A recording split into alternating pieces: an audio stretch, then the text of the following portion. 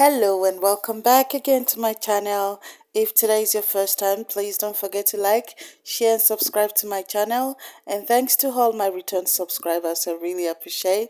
Thank you so much. So today I'll be making something amazing with some bowls that I got from a secondhand shop, and also please don't forget to give your comment and tell me what you think about this video, and do not forget to share with your loved ones. I'll see you at the end of this video. Thank you so much.